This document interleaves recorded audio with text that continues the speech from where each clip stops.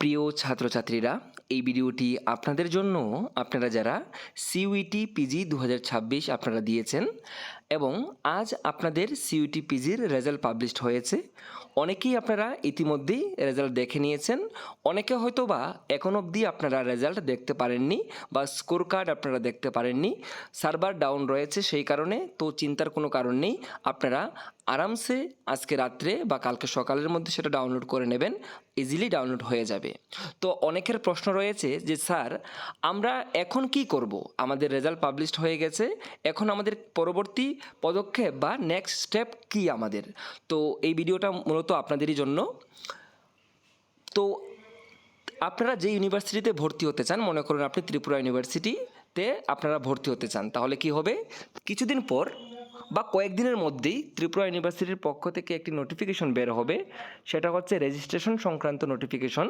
সেই নোটিফিকেশনে আপনাদের কিন্তু বলা হবে যে রেজিস্ট্রেশন করার জন্য। তো সেই নোটিফিকেশনটা বেরোনোর পর আপনারা ত্রিপুরা ইউনিভার্সিটির ওয়েবসাইটে গিয়ে, এখানে একটা ওয়েবসাইট থাকবে, সমার্থ পোর্টাল এখানে থাকবে, সেই সাইটে গিয়ে আপনারা কিন্তু রেজিস্ট্রেশন করবেন। সেই রেজিস্ট্রেশন করার পর ত্রিপুরা ইউনিভার্সিটির পক্ষ থেকে ডিপার্টমেন্ট অনুযায়ী মেরিট লিস্ট পাবলিশ করা হবে। সেই মেরিট লিস্ট অনুযায়ী কিন্তু আপনারা ইউনিভার্সিটিতে ভর্তি হতে পারবেন এবং খুব তাড়াতাড়ি ত্রিপুরা ইউনিভার্সিটির পক্ষ থেকে কিন্তু রেজিস্ট্রেশন যে ফর্মটা বেরোবে, সেটা আপনাদের অনলাইনে ফিল আপ করতে হবে। সেটা ফিল আপ করতে আপনাদের হয়তো 100 টাকার মতো পেমেন্ট করতে লাগবে অনলাইন। তো অনলাইনে ফর্ম ফিল আপ করার পর সেটা ইউনিভার্সিটিতে সাবমিট হয়ে যাবে এবং ইউনিভার্সিটির পক্ষ থেকে মেরিট লিস্ট পাবলিশ করা হবে। আপনাদের ফিজিক্যালি যেতে হবে না। যখন মেরিট লিস্ট পাবলিশড হয়ে যাবে তারপর আপনারা ইউনিভার্সিটিতে যাবেন, ডকুমেন্ট ভেরিফিকেশন করবেন এবং আপনারা নির্দিষ্ট একটা ফি রয়েছে প্রত্যেকটা ডিপার্টমেন্টেই। প্রত্যেকটা সেমিস্টারে ভর্তির ক্ষেত্রে ইউনিভার্সিটিতে মিনিমাম একটা ফি দিতে হয়।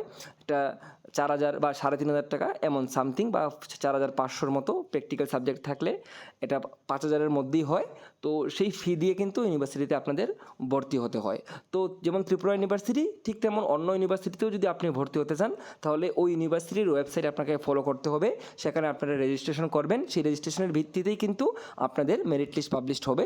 তো প্রথমত আপনারা এই স্কোর কার্ডটা ডাউনলোড করে রাখুন, কারণ অনলাইনে ফর্ম ফিল আপ যখন করবেন, আপনারা রেজিস্ট্রেশন যখন করবেন, তখন কিন্তু আপনাদের সেই স্কোর কার্ডটা কাজে লাগবে। তো আশা রাখি আপনারা বুঝতে পেরেছেন। তো আপনাদের এখন চিন্তার কোনো কারণ নেই। ত্রিপুরা ইউনিভার্সিটিতে যারা আপনারা ভর্তি হতে চান বিএডে বা অন্যান্য মাস্টার ডিগ্রি কোর্সে, যখনই রেজিস্ট্রেশনের নোটিফিকেশন আসবে তখনই আপনারা আমাদের এই ইউটিউব চ্যানেলে পেয়ে যাবেন। তাছাড়া আমাদের ফেসবুক পেজ, আপনারা যারা ফেসবুক পেজ থেকে দেখছেন, প্রাণজিৎ বৈদ্য ত্রিপুরা স্টাডি, সেই ফেসবুক পেজে আমি সবার আগেই আপডেট দিয়ে দিই।